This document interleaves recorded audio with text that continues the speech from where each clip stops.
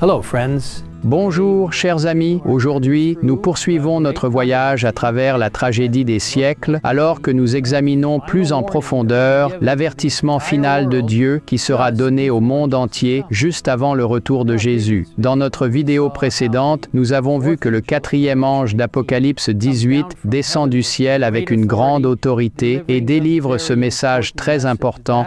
Elle est tombée, Babylone la grande, et que le peuple de Dieu doit sortir de Babylone, car ses péchés se sont accumulés jusqu'au ciel, et Dieu s'est souvenu de ses iniquités.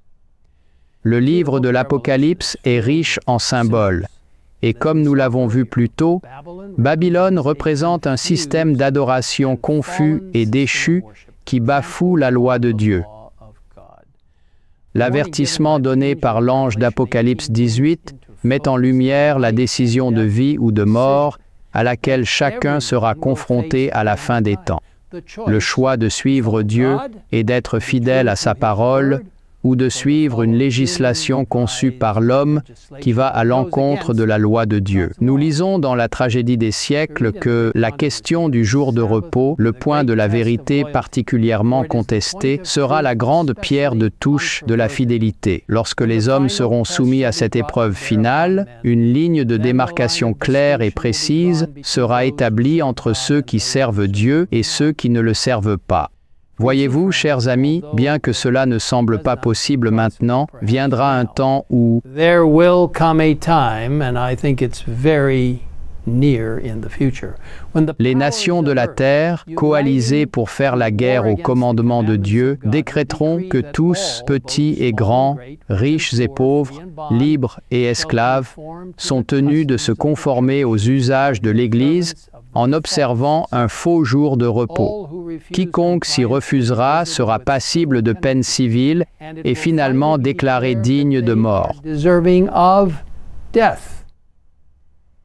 Avant que cela ne se produise, cependant, tout le monde comprendra clairement quels sont les enjeux et aura l'occasion de choisir pour lui-même s'il veut suivre la loi de Dieu ou la législation humaine qui s'oppose à la loi de Dieu. Ceux qui acceptent le signe de leur soumission au pouvoir terrestre prendront la marque de la bête, tandis que les autres, en choisissant le signe de la fidélité à l'autorité divine, recevront le sceau de Dieu. Entre-temps, le message du troisième ange d'Apocalypse 14 sera puissamment délivré dans le monde entier. Dieu travaillera à travers d'humbles instruments qui se seront consacrés à son service. Consecrate themselves to his service. Bien que certains puissent soutenir que tout ce qui est nécessaire pour amener les gens à Christ est l'exemple d'une vie chrétienne pure, il est important que les gens entendent la parole directe de Dieu. Ceux qui délivrent ce message seront remplis du Saint-Esprit, et Dieu leur donnera les bons mots à dire. Il nous est dit que des milliers et des milliers de personnes qui n'auront jamais rien entendu de pareil apprendront, à leur grande stupéfaction, que Babylone est l'Église déchue à cause de ses erreurs, de ses péchés et de son refus d'accepter des vérités envoyées du ciel. Et alors que les yeux du peuple s'ouvrent, malgré l'opposition des dirigeants de l'Église établie, beaucoup prendront position pour Dieu et sa vérité. D'un autre côté, il y aura ceux qui ont connu la vérité de Dieu, mais qui, au final, décideront de prendre position avec le monde. Nous recevons cet avertissement dans la tragédie des siècles. À l'approche de l'orage, un grand nombre de personnes ayant professé la foi au message du troisième ange, mais qui n'auront pas été sanctifiées par l'obéissance à la vérité, changeront d'attitude et passeront dans les rangs de l'opposition. En s'unissant au monde et en participant à son esprit, elles en viendront à envisager les choses à peu près sous le même angle. Aussi, devant le danger, seront-elles toutes disposées à choisir le chemin le plus facile ?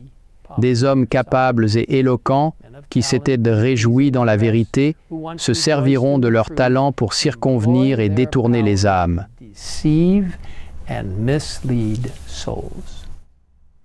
Néanmoins, Malgré l'opposition et la persécution, le peuple de Dieu continuera d'avancer, faisant face à des épreuves similaires à celles des réformateurs du passé. Wycliffe, Huss, Luther, Tyndale, Wesley et d'autres qui ont soutenu que toutes les doctrines doivent être testées par la Bible et la Bible seule. On nous dit que chaque période de l'histoire de l'Église a été marquée par quelques vérités adaptées aux besoins de l'époque. Ces révélations nouvelles, en but à l'opposition et à la haine, ont toujours été accueillies par les âmes pieuses.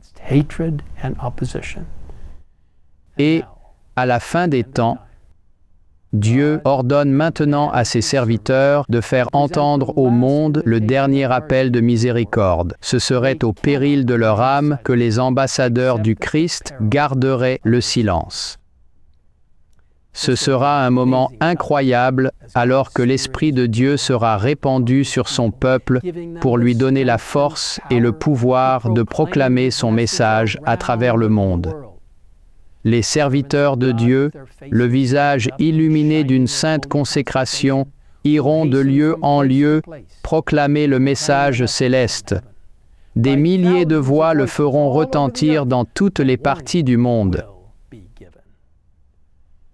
Mes frères et sœurs, des temps incroyables sont juste devant nous. Jésus revient bientôt. Il désire répandre son esprit sur son peuple avec la puissance de la pluie de l'arrière-saison, afin que nous puissions accomplir le travail qu'il nous a confié. C'est maintenant le moment de nous rapprocher de lui en toute confiance, en nous fiant à sa parole et en le suivant où qu'il nous mène. Je vous invite à vous joindre à moi par sa puissance pour prendre cet engagement envers lui aujourd'hui. Prions ensemble. Père Céleste, nous savons que des temps décisifs approchent, des temps qui mettront à l'épreuve les âmes des hommes et des femmes. Nous savons que nous devons nous appuyer complètement sur ta puissance, car en nous-mêmes, nous n'avons rien pour combattre l'intention malveillante du diable. Mais avec toi à nos côtés, en nous appuyant sur toi, nous avons toutes les ressources du ciel et tu nous porteras jusqu'à la fin des temps et nous protégeras comme tu l'as promis dans ta sainte parole. Maintenant, Seigneur, aide-nous à rester fermement attachés à la vérité biblique, peu importe ce qui peut arriver. Aide-nous à ne pas être ébranlés par cette parole de Dieu fondamentale, belle et sacrée. Beautiful, sacred word of God. Seigneur, aide-nous à te rester fidèles et à te choisir. Au nom de Jésus, nous te prions. Amen. Amen.